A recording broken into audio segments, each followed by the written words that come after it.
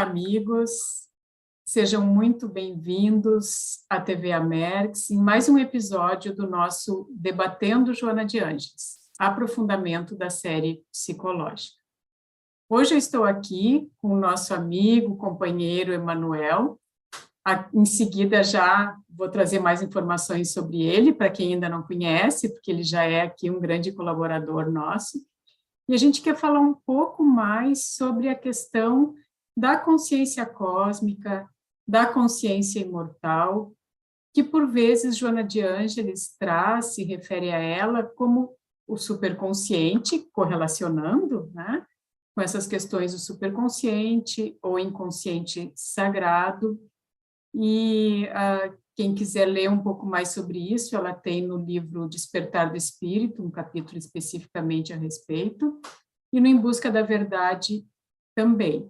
O Gelson Luiz Roberto, lá no episódio iniciais, acho que 16, se não me falha a memória, falou um pouco já sobre o superconsciente, de poucos minutos, de forma muito profunda, muito abrangente. Então, fica aí o convite também, quem quiser estudar um pouco mais a respeito desse assunto, que aqui a gente vai, então, por outras áreas, não pelo mesmo caminho que o Gelson tomou lá, né, mas que também nos inspirou.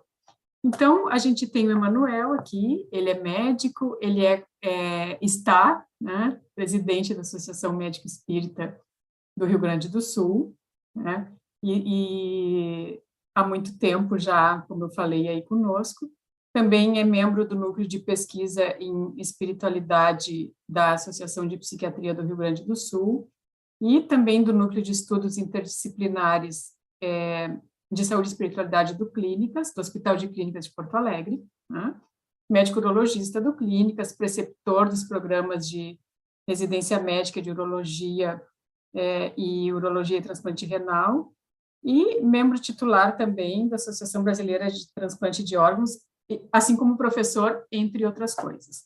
Acho importante a gente trazer isso para entender que nós temos muito cuidado com o que nós vamos trazer para vocês, e que, claro, falamos dentro de uma profissão que está ligada, né, à área médica, mas estamos aqui falando com o coração. Né? Então, estamos médicos, mas estamos espíritos imortais num corpo encarnado como vocês, tentando dar o melhor de nós, mas com a certeza de que somos instrumentos, procurando usar os nossos talentos. Então, o Emanuel Burke dos Santos, ele escreveu um livro, Consciência Imortal, que traz muitas informações a respeito dessa questão, que a Joana de Ângeles também nos traz, assim como a André Luiz, que é nós entendermos a nossa realidade espiritual, que é nos conectarmos justamente com quem somos de verdade. Espíritos imortais, encarnados aqui, nos experimentando dentro daquilo que a gente precisa para dar conta da nossa encarnação, para desenvolver as nossas potencialidades, tendo saído da unidade, nos tornado duais, né, cheio de contradições e cheio de potenciais a desenvolver, e com esse anseio e com esse destino, a plenitude, a unidade e a consciência cósmica novamente. Então, Emanuel, muito obrigada por estar aí conosco, é sempre muito bom te ouvir. E eu queria que tu nos contasse um pouco a respeito não só do que tu traz no livro, né? Eu sei que depois do livro muita coisa assim tu já andou estudando, mas da tua visão a respeito desse assunto que acho que é tão importante para o entendimento de quem nós somos, o que estamos fazendo aqui. Tá certo, Guadalupe, muito obrigado aí pelo convite, né? Até nós estávamos comentando antes dos bastidores que eu já tive a oportunidade de participar de alguns dos debatendo Joana de Ângeles com o Alexandre também, em que falamos um pouco sobre esses aspectos, né? Mas é bom lembrar que justamente esse trabalho, né, que culminou até na tua defesa ali da tua monografia, trata de alguns aspectos ligados a essa consciência no local, que é o nome que os físicos dão para o que a gente chama, então, de mundo espiritual, quem sabe, ou transcendência, né? Se a gente tentar encontrar um paralelo em relação a isso. Pois o livro, esse, o Consciência Imortal, que a Guadalupe traz, ele em verdade, ele traz uma forma de aproximação, até em termos relacionados à própria terminologia, propriamente dita, dos termos ligados ao espiritismo, né, também com a academia, né? Porque a gente sabe que a doutrina espírita ela surgiu a partir, ou como uma ciência de observação, a partir dos fenômenos das mesas girantes, né? Então, Kardec viu muito mais do que frivolidades, daquilo que era uma espécie de divertimento na França, né, no século XIX. Então, conseguiu extrair dali, a partir, então, da comunicação de forças inteligentes, né, que foram denominadas, então, espíritos dentro da codificação, né, do código da palavra, que foi, então, atribuída a essas manifestações, e outros termos, como mediunidade, medianimidade, né, surgiram a partir dessa próprio termo espiritismo mesmo, que é um tipo particular de doutrina espiritualista, né, que tem sua própria codificação, enfim, que foi publicada a partir, então, de 1847, como nós sabemos, né, então, e como ciência de observação desses fenômenos espirituais, né, que durante muito tempo properam preconceito, né, tudo que pertencia ao chamado sobrenatural, ou recebia esse nome como sobrenatural, não poderia, evidentemente, ser encarado do ponto de vista científico, porque a ciência é o estudo do mundo natural. Mas quem disse que isso é sobrenatural, se está na natureza, né? Seria sobrenatural se nós considerássemos a consciência como um epifenômeno das redes neurais. Mas isso não passa de um modelo metafísico que é defendido pelo cientificismo materialista e não pela ciência. Aí é uma outra distinção a ser feita, né, entre o que é ciência e o que é cientificismo. O cientificismo não passa de um sistema de crenças que atribui a uma substância única, né, um monismo de substância material, a criação de tudo que há, né, inclusive questões ligadas à abstração, né, como o amor, como a mente, o pensamento, etc., tudo como sendo um produto de criação ascendente, não descendente, a partir, então, do aleatório, né, da combinação aleatória, que dá embora seja anentrópica, né, ou negentrópica, né, tende, ou seja, de uma organização progressiva, crescente, né, ela acaba sendo até contraintuitivo, né, a gente vê como algo como a vida, né, pode surgir de combinações tão fortuitas, né, num princípio de complexidade elementar que a gente consegue observar, né, até quando nós olhamos para um organismo extremamente simples, como uma bactéria, né, que pertence ao reino Monera, que nem núcleo tem, né, existem estruturas que não fazem o menor sentido do ponto de vista evolutivo, como o motor do flagelo, que tem 40 peças, né, terem surgido um a um do ponto de vista da evolução em separado, né? Tem sentido como um motor, né? E assim sucessivamente. Kardec conseguiu extrair, então, a partir dessa observação, uma inteligência por detrás daqueles movimentos, né? E viu que não eram movimentos ao acaso, né? Trazendo propósito e significado. Isso combinou, como a gente sabe, com uma doutrina, com a filosofia, né? Então, essa parte de ciência de observação com uma filosofia, com uma consequência moral, né? Que é o resgate do Evangelho, das questões trazidas pelo Evangelho, né? Em Jesus, que é o homem extraordinário, né? O Filho do Homem, né? Que traz, então, na visão da própria, nas palavras da própria Joana de Ângeles, né? Quando fala no homem extraordinário, né? Trazendo, então, essa perfeita integração do ego, do eixo ego-self, né? Como modelo e guia, né? Para todos nós, né? Então, trazendo mais essa ponte, antes de te passar de novo a palavra, né, sobre consciência no local, o que é isso? Né? Na consciência no local, as regras do espaço-tempo, né, que são limitadas pela velocidade da luz, elas não funcionam assim, né? Então, a gente sabe que o espaço, o tempo, ele depende da percepção consciente e dessa sensação de separação, conforme mesmo você falou, dessa divisão a partir do uno, né, a partir do dualismo, então, dessa criação que ontologicamente não necessariamente pode ser encarada como um dualismo verdadeiro, né? Mas mesmo considerando no idealismo, né, no monismo de substância, a substância mental ou espiritual como criadora dessa realidade, sendo a matéria, então uma mera ilusão da consciência, né? Mesmo nessa visão, o fato é que nós vivemos essa questão dual, né? E isso se reflete em corpo, espírito, matéria, uma matéria, o cérebro e mente, e assim se bem e mal, masculino e feminino, assim sucessivamente, né? Em vários luz e sombra, né? e assim, sempre essa questão dual, né? Inclusive, isso tem a ver até com o desenvolvimento de uma questão ligada à liberdade, ao livre-arbítrio e determinismo, né? Que é uma outra questão dual também que dá para se explorar mais adiante. Mas essa consciência não local, então, ela é aquela do eterno presente, né? Que, enquanto que a percepção espaço-temporal, ela sim, né? E o ego funciona dentro da percepção espaço-temporal, né? Quando a gente sai da escravidão do tempo, a gente consegue transcender e perceber o que é o ser mesmo, né? Porque nós não temos a vida, né? Nós somos a vida, né? Então a gente não pode perder o que não tem. A gente vai perder o que a gente é mesmo, né? Mas a gente às vezes só se dá conta disso quando acessa essa realidade não local. E o que quer dizer isso, né? Vou dar um exemplo sobre a percepção temporal. Se a gente agora nesse momento faz uma anestesia, né? E é levado assim inconsciente para uma outra região do mundo, por exemplo, estamos aqui em Porto Alegre e fomos para Okinawa, né? Vamos lá para o Japão. E aí lá nós despertamos. Para a pessoa anestesiada vai ter sido só um piscar de olhos. Ela vai ter se transportado no espaço-tempo, porque a percepção é sempre em primeira pessoa. Porque o que a gente chama de objetividade não passa de intersubjetividade. Por isso que Kant fala em Crítica à Razão Pura que a realidade como ela é não é como ela se apresenta. Porque ela é sempre distorcida pelos filtros sensoriais e processamento cerebral, que podemos comparar com a caverna platônica, né? No sentido em que aquilo que a gente acha que é a realidade não passa da sombra da luz projetada fora da caverna, né? E que é justamente obnubilada pelos nossos sentidos extremamente rudimentares, né? Toscos até diria, né? Porque nós, por exemplo, só percebemos através da visão o comprimento de uma onda entre 400 e 800 nanômetros, que é a luz visível. Todo o resto escapa da nossa percepção sensorial. Não conseguimos ver infravermelho, ultravioleta, radiação cósmica, nada é radiologista também, né? Não vemos raio-x, né? A gente precisa de um contador Geiger para perceber. Micro-ondas, se eu ligar um celular, aparece ondas de rádio, ondas de TV, mas estamos cercados pelo invisível. Cercados por essas ondas que eu não consigo escutar infrassom ou ultrassom.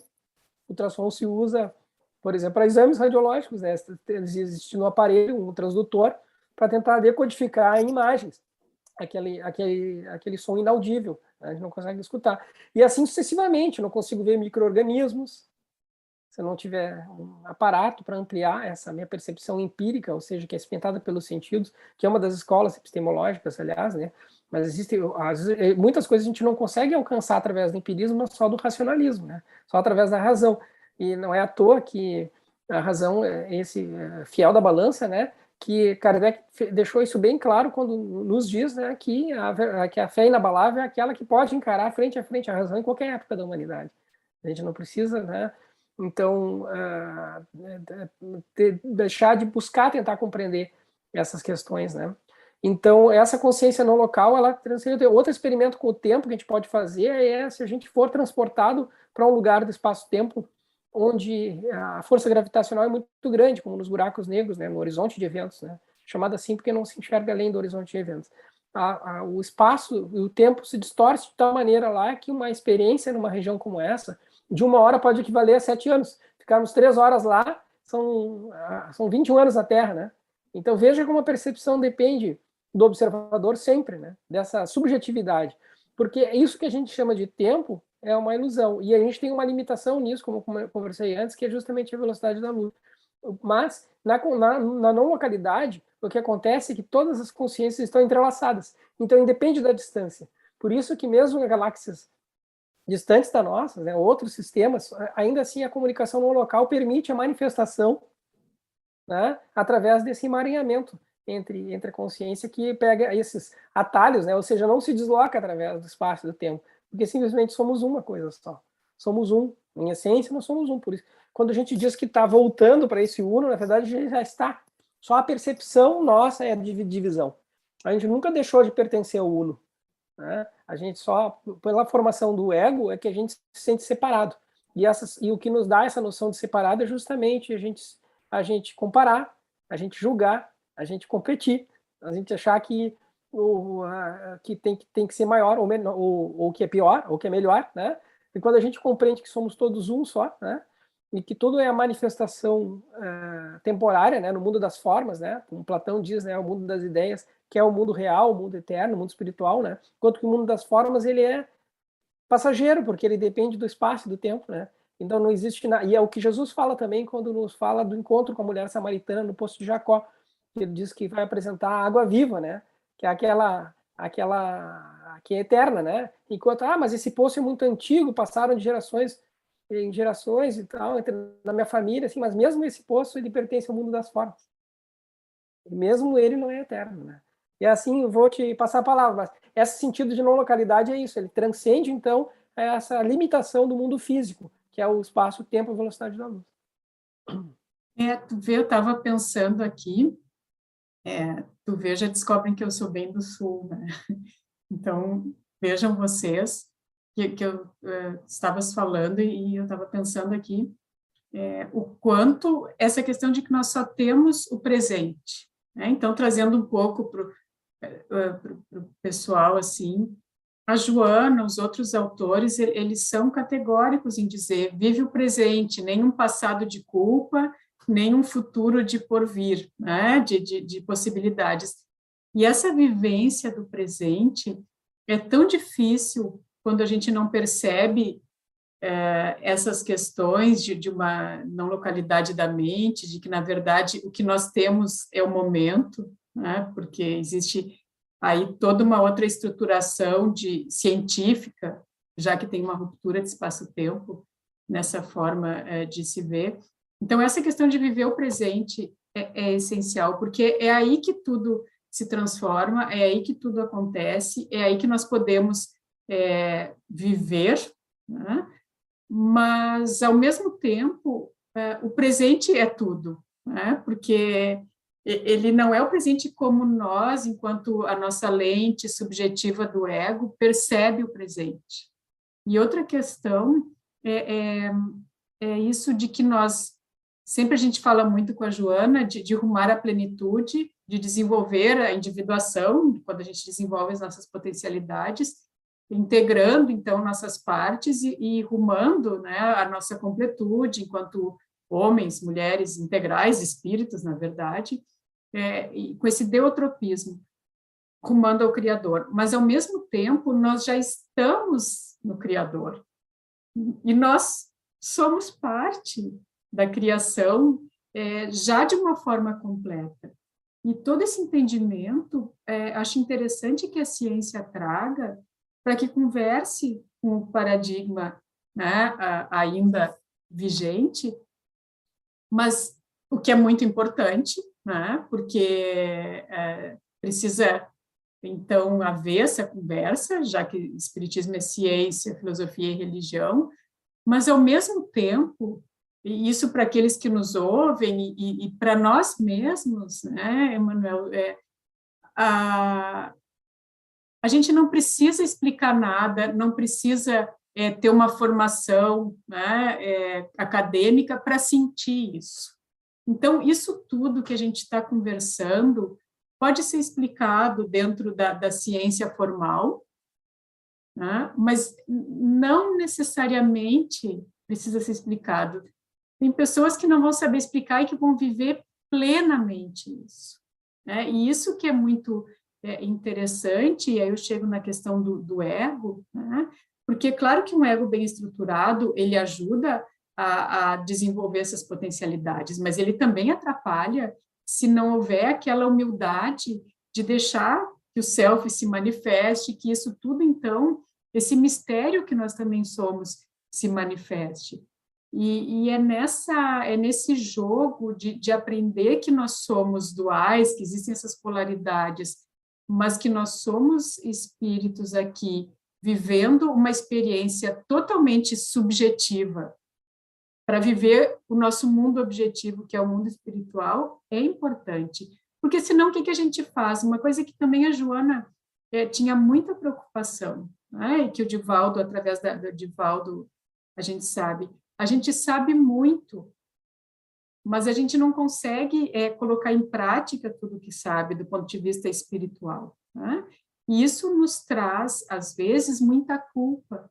Então, entender o nosso tamanho e ter essa entrega também à obra, sabendo que tudo que ocorre em nosso favor, ocorre para o nosso desenvolvimento, e que nós somos amados do jeito que a gente é, e que nós já somos e estamos plenos na criação, por mais que a gente tenha todas essas contrariedades ainda a desenvolver, também faz parte desse processo de entendimento, que parece meio confuso quando a gente tenta entender de uma forma só racional, porque isso passa por sentir e admitir o mistério e que tem coisas que a gente não sabe. Então, já assim, te passando, mas eu me lembro, aqui, né, a gente está falando de Joana, debatendo Joana de Ângeles, mas o André Luiz, quantas coisas ele trouxe muito antes de serem descobertas pela ciência, e como ele foi ridicularizado, Chico, né,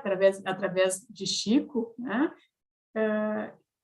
e coisas que hoje, assim, estão totalmente estabelecidas dentro da medicina, da área da saúde mental também. A gente pode falar, tu falaste da célula, a gente pode falar da questão do núcleo, a gente pode falar do cérebro, dos 3 andares do cérebro, que Calderaro trouxe lá e que Joana de Ângeles traz quando fala do superconsciente, e depois nós temos o Paul MacLean, então, falando do cérebro triuno, muito tempo depois. Então, como nisso tudo, onde a ciência é essencial, né, filosofia, ciência e religião, o entendimento da entrega e do amor divino, hoje e sempre, também é essencial, para que a gente realmente use o ego em nosso favor dessa experiência, mas que consiga se conectar e se manifestar da forma mais plena que a gente consegue enquanto seres espirituais, né? Nessa teia onde todos estamos interligados e somos todos igualmente importantes. Pode ver que eu fiz umas anotações aqui, né? Justamente enquanto a gente estava falando dessa ligação que eu quero trazer, né? Primeiro, até quando você estava falando sobre o que existe de fato é o presente, pois até o passado e o futuro precisam do presente para existir, porque a gente precisa pensar sobre eles. E a gente só vive o passado e o futuro quando a gente pensa sobre eles. A gente pode pensar assim: hoje é o futuro de ontem. Eu não queria viajar para o futuro, cheguei. Ou pode dizer, hoje é o passado do amanhã. Eu não queria voltar no passado e corrigir, voltei. Então posso corrigir a partir de agora, né? Então, porque essa percepção ela é toda ilusória, porque mesmo quando a gente pensa no passado, no futuro, é diferente pensar no passado, no futuro e ressentir ou viver com ansiedade em relação ao futuro, né? Quando eu vivo o presente como ele é e a vida só ocorre no presente mesmo, né? Inclusive quando eu resgato aspectos do passado, né? Porque é curioso eu não ter memória do futuro, né? Eu só tenho memória do passado, né? Não consigo me lembrar do futuro, né? A não ser em estados alterados de consciência que às vezes pode se manifestar a memória do futuro, né? Jesus às vezes manifestava isso, né? Ou sempre, provavelmente, mas ele falava sobre isso, né? Quando não resistiu ou aceitou plenamente o que iria acontecer no momento em que ele foi condenado àquele corpo, né? Aquele corpo, aquela forma, né? A crucificação, né? Sabendo exatamente o que ia acontecer com esse acesso, mas ele era sempre no presente. Uma coisa interessante também é sobre toda a essência está no ser, como todo o carvalho está na bolota, ou a mostarda está no grão, entendeu? Tá toda a essência ali, ou a gente, né? Então, quando a gente mesmo quando transporta isso para o mundo material, só que a forma que vai mudando, mas a essência está toda ali, né? E outra coisa bem interessante sobre isso, né? Quando a gente fala, mas a gente está apartado do uno, não. Paulo mesmo nos diz, né, que nele nos movemos, vivemos e existimos. Não é possível outro, né? Não é possível outra questão, porque é através da tomada de consciência é que Deus vive em nós, o self, né? É através dessa tomada, da percepção consciente. A gente, no estado ordinário, assim, o normal do ego, é como nós estivéssemos mortos, vivendo como zumbis, separados uns dos outros. No estado de consciência plena, né? Nós estamos despertos, acordados. E esse é o papel da individuação, nos tornar despertos, acordados. Jesus era um ser desperto, é um ser desperto, né? Então, que está acordado, que despertou. O Buda, quando despertou, Buda quer dizer justamente, né? Aquele que despertou, né? Iluminado. O que é o ser? É aquele ser que atingiu a unicidade com o todo. Eu e o Pai somos um. né? Quando Paulo também diz, já não sou eu quem vive em mim, mas o Cristo. Essa unicidade, né? Essa unicidade. Só um outro comentário, né? É porque muitas vezes a gente coloca sobre a mente dedutiva o papel de senhor, o ego como o senhor, mas o ego é o servo. Não é que ele precisa desaparecer, ele só tem que ser colocado no lugar que ele pertence, que é servir para a manifestação do self no mundo das formas, nesse mundo transitório. Tem um ditado zen muito interessante que diz que antes da iluminação, um monge precisa carregar muitos baldes de água. E depois também.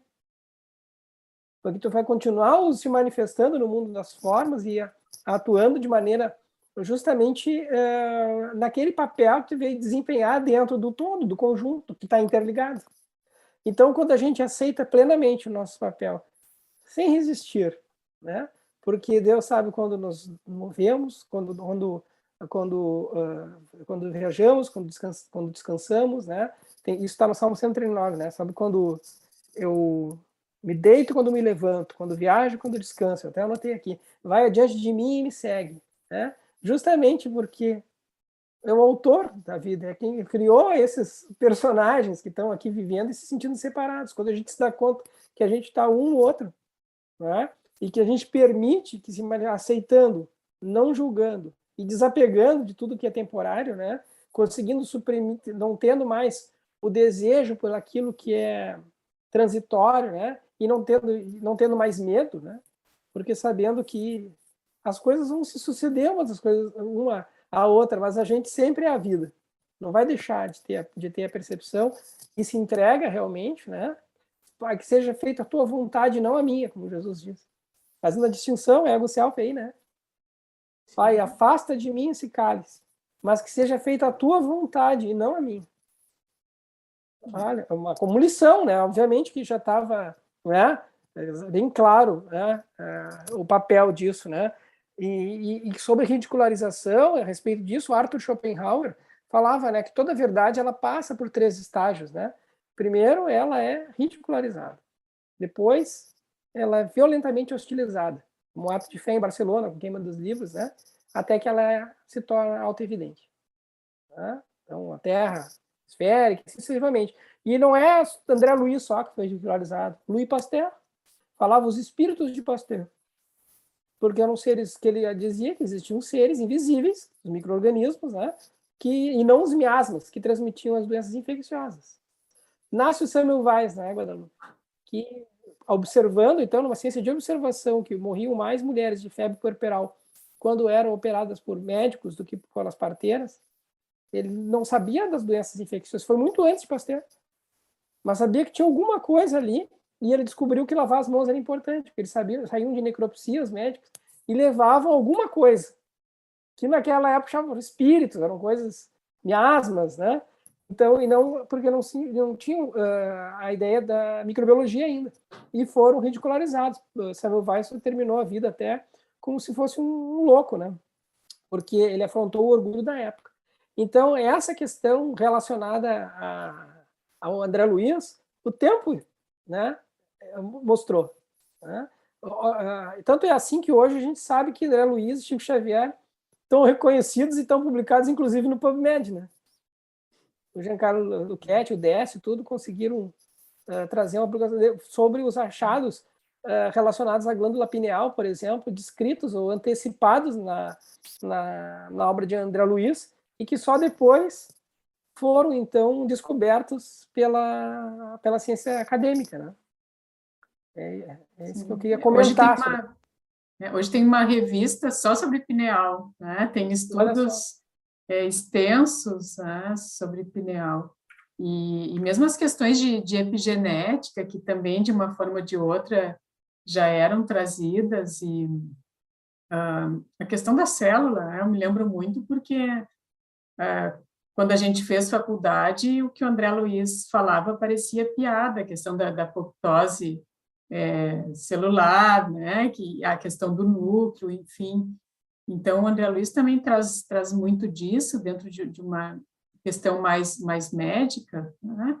E a Joana, por um outro olhar mais psicológico, mais da questão da saúde mental, mas eles trazem em uma só voz essa questão da gente despertar, desperta tu que dormes, essa questão da gente aproveitar a nossa encarnação, aproveitar e entender que é o presente, né? E aí tu estavas falando, eu me lembrei também da questão do William James, né, na variedade das experiências religiosas, que traz a importância do livro dele da experiência e avalia várias pessoas que tiveram essas experiências, principalmente místicas, porque daí ele traz esse capítulo das experiências místicas como um muito importante para estudar as demais experiências anômalas, e o quanto isso traz um pouco do que a gente pode experimentar plenamente quando consegue esse nível ampliado de consciência, né? Então, claro que a gente sabe que tem que diferenciar de pessoas que trazem assim, mas que têm, na verdade, questões patológicas, mas existem seres espirituais encarnados que têm esse contato maior com a consciência cósmica de uma forma mais plena, né? Porque se a gente for trazer como um todo, nós já temos, né, sem perceber, mas que tem esse contato, assim como nas questões de experiência de quase morte, e se transformam totalmente. E isso é muito interessante, porque mesmo aqui, no mundo que nós estamos, no patamar evolutivo que nós estamos,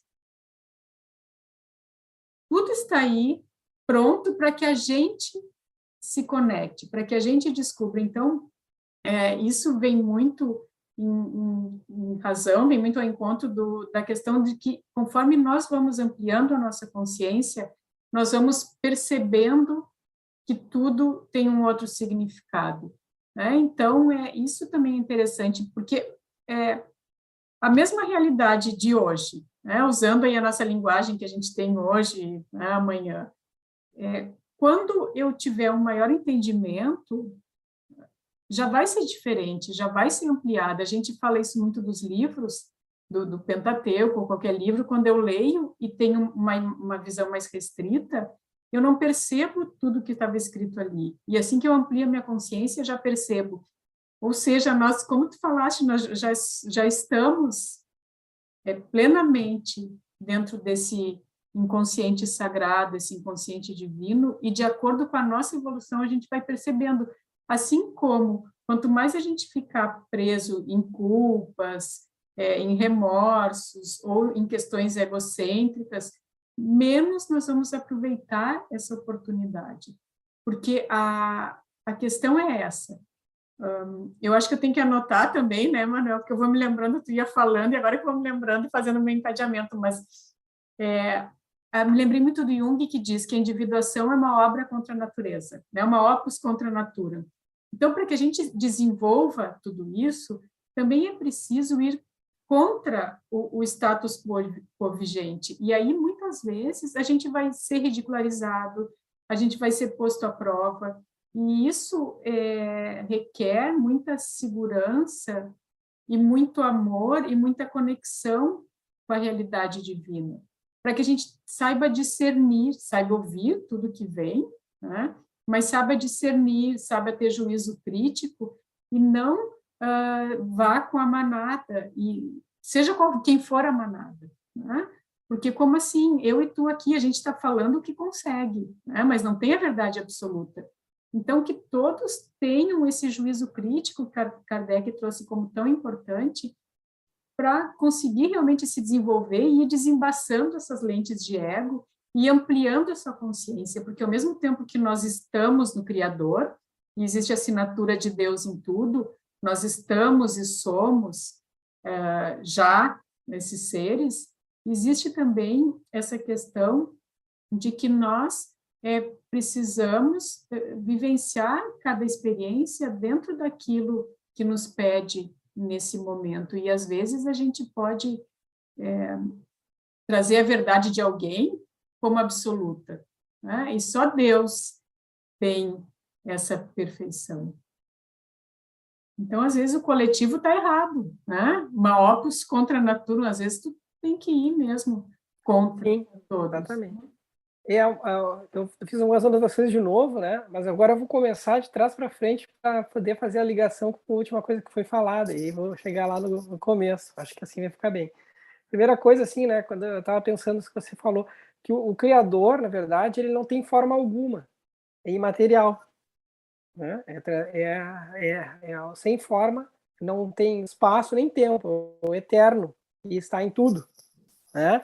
Então, mas o Criador se manifesta na forma através da criação, das formas temporárias.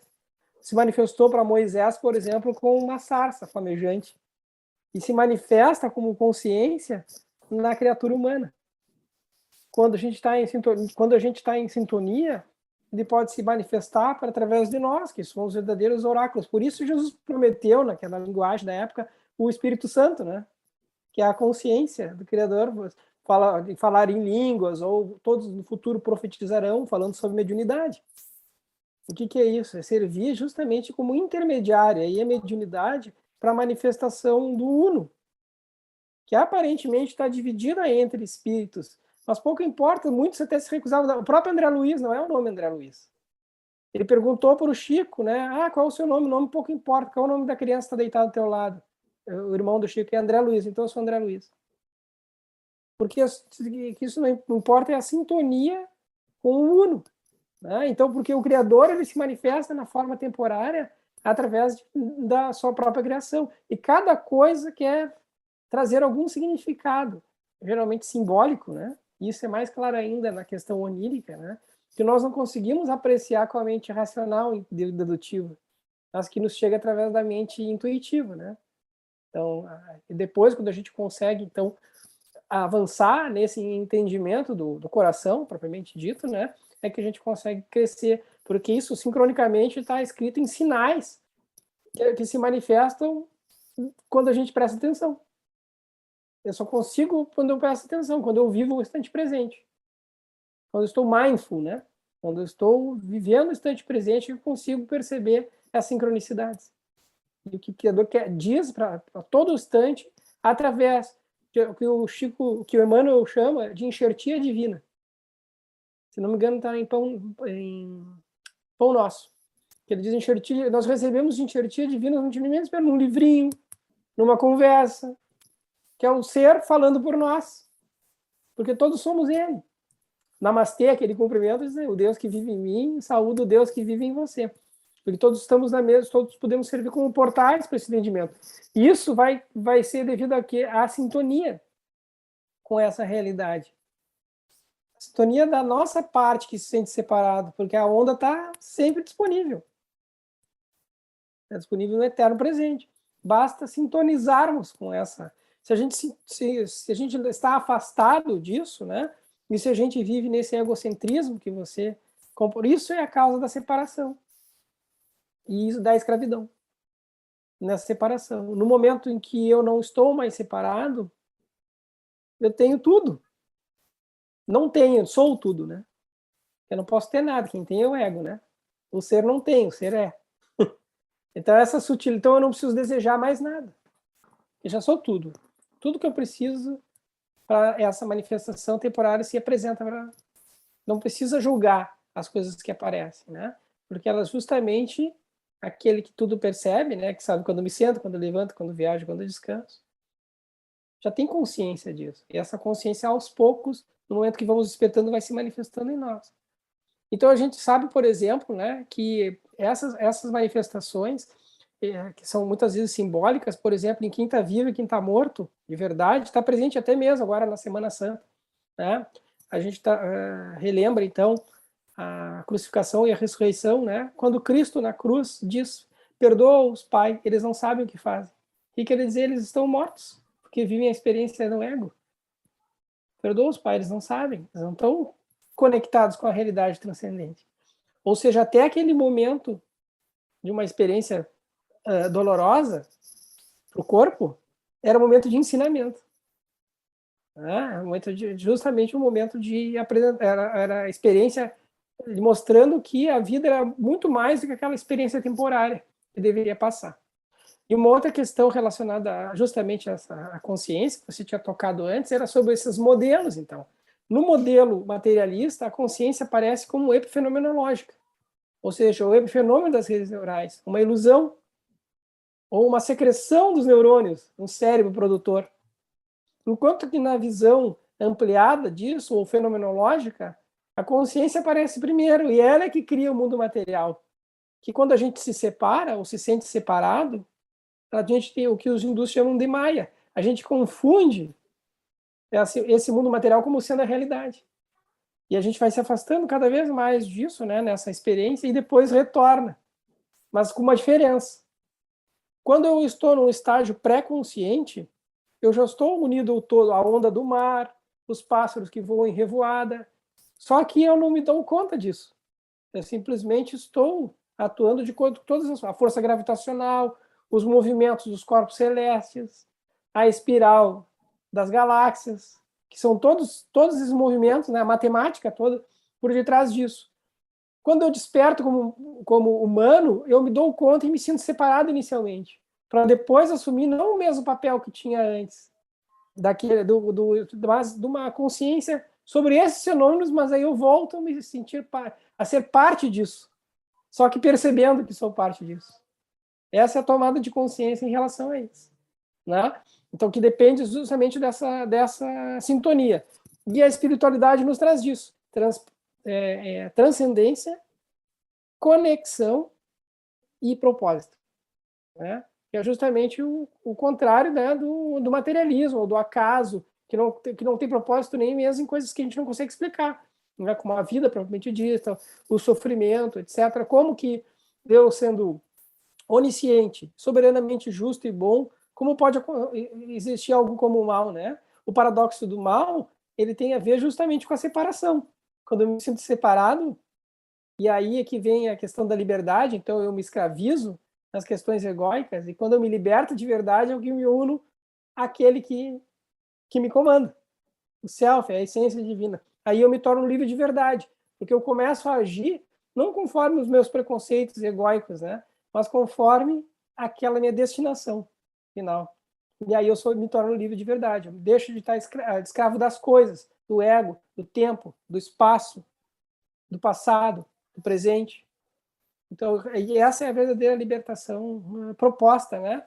Nesse caminho da individuação, né?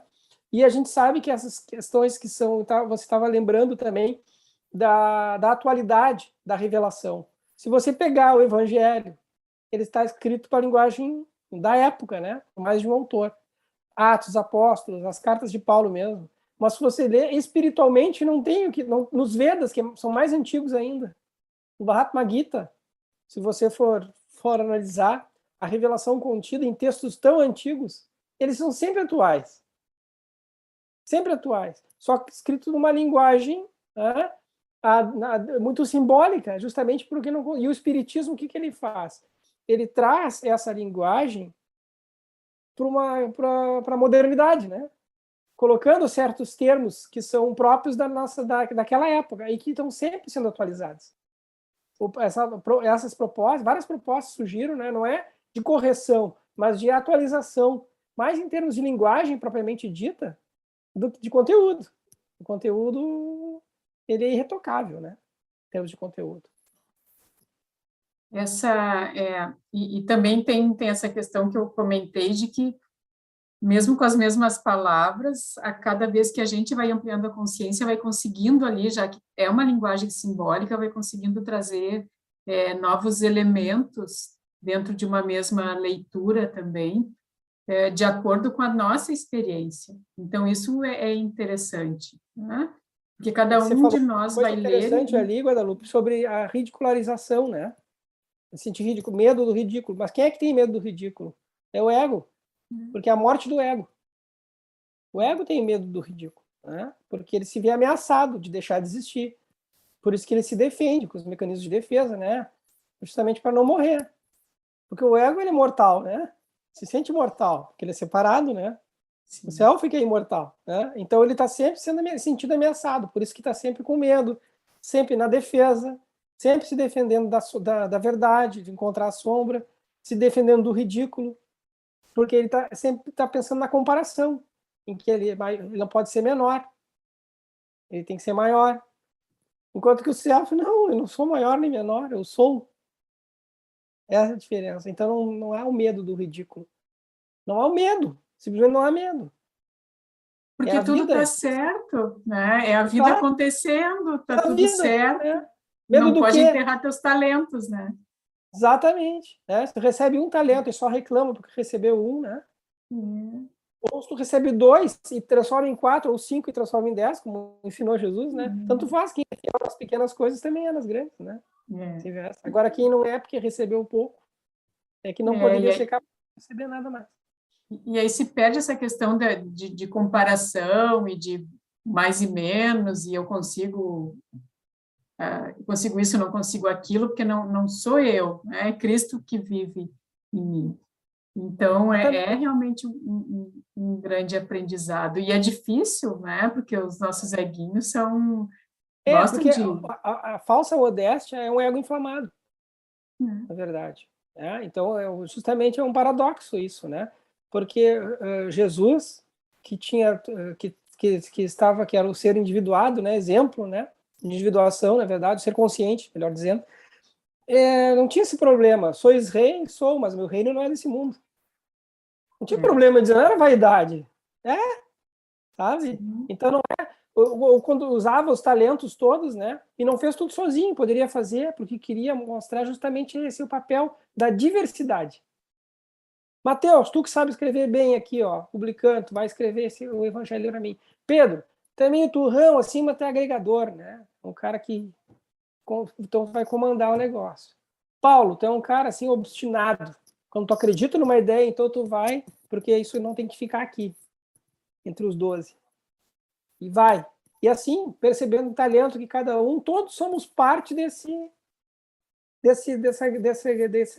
grande coisa que é a vida. Né? E a gente cada um vai se manifestar. Então não tem que. Quando tu tá perfeitamente sintonizado com aquilo que tu foi desenhado para fazer, né?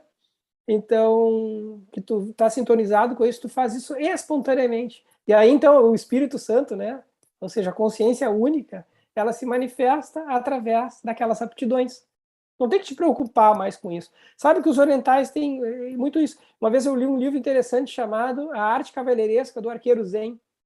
Foi o Felipe até que me emprestou esse livro, que é radiologista também. Felipe Ribeiro. Todo, porque o arco e a flecha era só um pretexto para a percepção do Zen. No momento em que ele se entregava para o todo, é que a coisa saía. Tinha que estar, então, era, na verdade, em afinidade com o todo, né? E assim, o que nós somos como instrumentos, né? Agora, que instrumento é melhor? Olha, o ego que compara um serrote ou um microscópio. Um microscópio todo delicado, cheio de lentes e tal. Depende, se eu for fazer uma mesa, o microscópio não vai me servir. Então, que eu seja um bom serrote, né? Para fazer uma boa mesa. Então, não tem como, porque cada coisa tem sua função dentro do todo. E outra, a experiência na forma é temporária. Hoje eu sou serrote, amanhã eu vou ser microscópio. Porque eu vou passar pelas diversas experiências, porque eu não sou isso, sou a vida, né? Sou a consciência. Agora, esses papéis, nós temos várias encarnações numa só. Ou, por acaso, o corpo nosso recém-nascido lembra alguma coisa que nós somos agora. Ou a nossa infância, com os papéis que a gente vive, o pai, a mãe, a casa que a gente vivia, a escola, é igual à idade adulta, o papel de pai, então, ou de avô, mais adiante. Não é? São várias encarnações numa só. Né? Quando a gente própria morte celular, né? Então, a gente, quantos corpos a gente já Quantos teve? corpos? Toda hora. Sempre um corpo novo. Então é muito interessante. Falando em corpo, eu lembrei, agora a gente vai se encaminhando para o final, né, Manel? Vou te passar a palavra, claro, mas a gente começa a conversar e eu lembrei de novo do André Luiz no Missionários da Luz, que eu acho lindo quando fala ali todo o processo reencarnatório, o cuidado que tem, né, que os espíritos têm para preparar, então, as encarnações, né, os corpos, e como a gente, se for olhar, né, então estamos num corpo de carne, né, encarnado, só olhando para o nosso corpo, quantas infinitas lições da divindade a gente já não pode tirar. Então, tem Deus em tudo, tem Deus na planta, tu falaste antes dos aparelhos, né?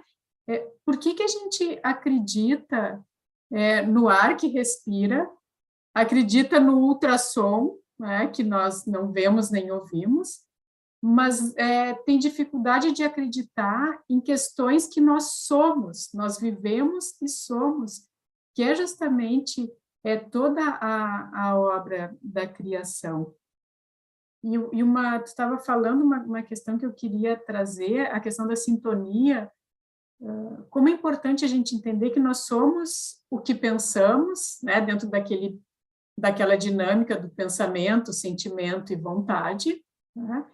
E o quanto isso tem sido mais e mais importante, sempre foi, mas nesse momento, onde, nesse entrelaçamento inexorável de tudo e todos, onde há tanto ainda sofrimento, tantas questões que a orbe passa, o como é importante nós entendermos que a nossa sintonia também ajuda, opera em favor de tudo e de todos, e que claro, que a gente tem que ser atravessado pelas emoções, pelos sentimentos, não é ter um mundo fantasioso, né?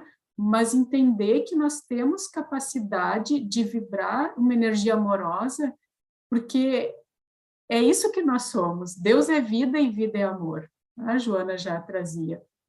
Então, isso é o que a gente pode fazer de melhor por nós e por todos. E aí a Joana traz que, lá no Amor Imbatível Amor, que a psicologia toda de Jesus, quando ela traz Jesus como psicoterapeuta, pode se resumir no mandamento amar a Deus sobre todas as coisas e ao próximo como a si mesmo, e ela vai elaborando esse pensamento, porque só nessa frasezinha, que parece tão curta, também está o todo, né? Então, Deus está em tudo e nós temos essa capacidade de vibrar nessa energia amorosa, não de uma forma fantasiosa, mas dentro daquilo que cada um de nós tem de potencial, né? Acreditando em nós, acreditando em Deus, perdendo essa mania de ego de mandar em Deus, né? Como se Deus fosse um velhinho de barba, faz isso, faz aquilo, e entender que tudo opera em nosso favor, e o que a gente vê como dor é aprendizado, e o que a gente pode fazer é sintonizar com essa energia amorosa. Então, eu vou te passar a palavra, fica bem à vontade, e depois aí a gente encerra. Eu gosto de trazer justamente esse paralelo, né? Que o próprio corpo é um exemplo disso, que é uma sociedade de células, em que cada grupamento tem suas funções. Não adianta uma célula do pé querer ser um neurônio, né? A célula da pele. Que ela tem que ser uma boa célula da pele, porque a gente precisa da pele. Se não tiver pele, é um grande queimado, o que passa, né? E justamente as células que perdem essa capacidade, se indiferenciam, e que não exercem seu talento, e que perdem inclusive a capacidade apoptótica, né? Elas não morrem, elas são egoístas e querem viver só para si, e transformam em tumores, que acabam consumindo com seu egoísmo todos os recursos do hospedeiro, de tal maneira que seu egoísmo faz com que o hospedeiro pereça e elas mesmas também, porque elas não são nada se não viverem em sociedade. E aí a gênese do câncer. É a célula que se revolta contra o conjunto. E o próprio André Luiz, em Revolução dos Mundos, nos diz isso, né? Que as células são como animálculos intestinais que se domesticados na colmeia orgânica. Mas que no momento em que elas são afastadas dessa colmeia orgânica, elas se comportam como amebas. Isso é André Luiz. E isso é mesmo assim. Em laboratórios, quando tu estuda a cultura de células que estão fora, não estão subjugadas mesmo pelo campo mental do ser, do organismo, né? Elas começam a se multiplicar aleatoriamente, não tem mais nenhum papel. Inclusive a morfologia, a forma se modifica, né? Isso em laboratório, a mesma coisa quando tu extrai, inclusive até órgãos mesmo, né? Mesmo sistemas mais complexos, a tendência deles é eles serem rejeitados pelo organismo que recebe, porque eles precisam, principalmente, justamente ser subjugados pelo novo campo mental que as comanda. E todas as células têm seu papel no corpo. O que seria de nós se não fossem as bactérias? Quando nós arrasamos com elas, com o uso indiscriminado de antimicrobianos de largo espectro, acontece a colite pseudomembranosa, o Clostridium difficile, que leva à morte do organismo se não tratada. E, paradoxalmente, nós temos que transplantar bactérias. Ou células que não são humanas, consideradas humanas, mas que fazem parte da nossa constituição. Se não fosse pelas bactérias, os ruminantes não poderiam digerir celulose, porque não existe um mamífero que saiba digerir celulose, precisa da celulase bacteriana. Então, mostrando que até o mais humilde ser da natureza é essencial à vida. Justamente nesse papel em que é uma grande lição de humildade, que um precisa do outro. As células humanas precisam das células bacterianas, senão elas não deixam de existir. E é interessante quando a gente percebe essa inteligência que permeia tudo, permeia o organismo, todos os organismos, quando a gente observa simples uma respiração. Eu não preciso pensar na respiração para ela que se dê, porque ela faz parte da inteligência universal que comanda tudo. A corrente das marítimas, as fases da Lua, os ventos, a movimentação da Terra e dos outros astros, tudo nesse ciclo e a própria respiração, quando a gente presta atenção nela e fica em silêncio e prestando atenção, a gente consegue observar a própria inteligência atuando em nós, essa inteligência universal. E toda matéria que nós temos no corpo, em verdade, ela é compartilhada desde o primeiro evento do surgimento do espaço e do tempo. A informação do que é o Big Bang. Então, toda essa matéria é matéria de estrelas, que formou os diversos planetas. Toda a matéria do universo está em nós. E nós compartilhamos. A mesma molécula de oxigênio que um dia esteve no pulmão, na molécula de hemoglobina, que viveu durante 120 dias na hemácia, em Carnaval 1, há 2.000 anos, é a mesma que está no nosso corpo, que pelo princípio da conservação da matéria e da energia, nada se cria, nada se perde, tudo se transforma no mundo material. É a mesma. Então, a nossa constituição corporal seguramente contém alguns elementos que já fizeram parte, em algum momento dessa experiência, do corpo de Cristo. E do corpo de todo mundo, que não há divisão entre nós. Todas as diferenças são aparentes. E toda a diversidade é útil à criação, porque a criação justamente é criativa porque é diversa.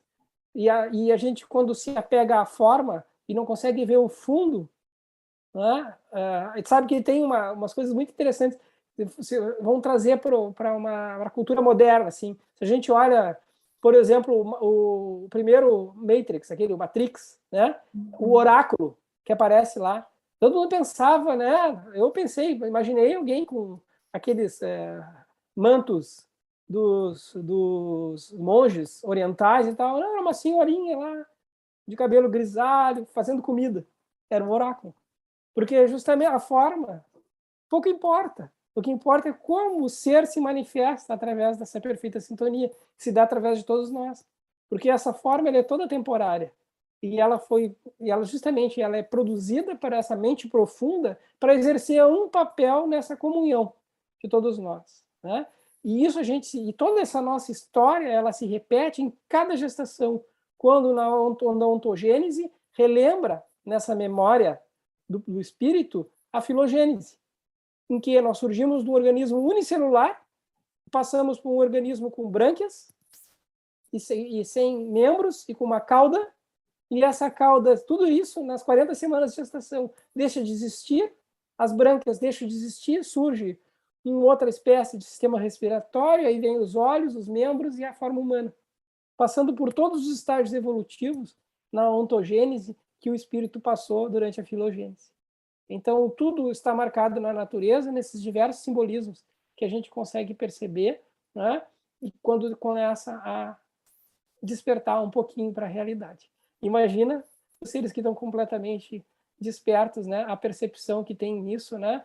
E a compreensão e a felicidade verdadeira que isso dá, né?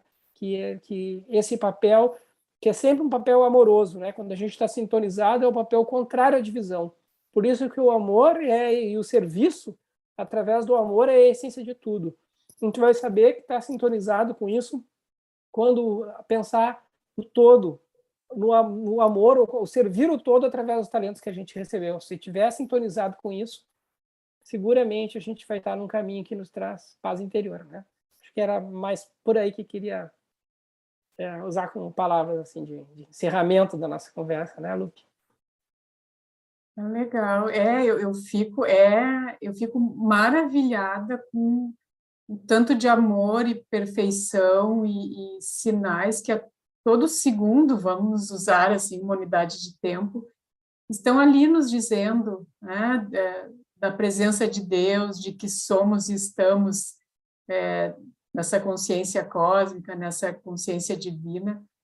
E é claro que nós somos seres contraditórios ainda dentro, né, dessa nossa realidade aí subjetiva, né, desse corpo que nós estamos experimentando, e tem esse trabalho com a sombra, tem a questão dos complexos, enfim, tem as nossas lutas diárias, né, lembrando que luta é vida e vida é amor. Então, isso faz parte justamente da gente se experimentar e ir desenvolvendo essa consciência. Mas lembrando que a obra é perfeita e que nós fazemos parte dela. Mesmo dentro da nossa imperfeição, nós somos amados do jeito que a gente é. Então, que a gente se esforce para fazer o melhor, que a gente viva a realidade espiritual, né, mas com os pezinhos na terra, ninguém individua lá no Monte Everest, dando conta das nossas questões, e entenda que o Deus que Jesus trouxe é esse Deus de puro amor. E é a mesma coisa que Joana nos traz, lembrando que o trabalho com a culpa, com o perdão e com o desenvolvimento das nossas potencialidades, ele não tem que ter pressa, tem que ter comprometimento, responsabilidade, entrega e a certeza de que somos amados e amparados sempre.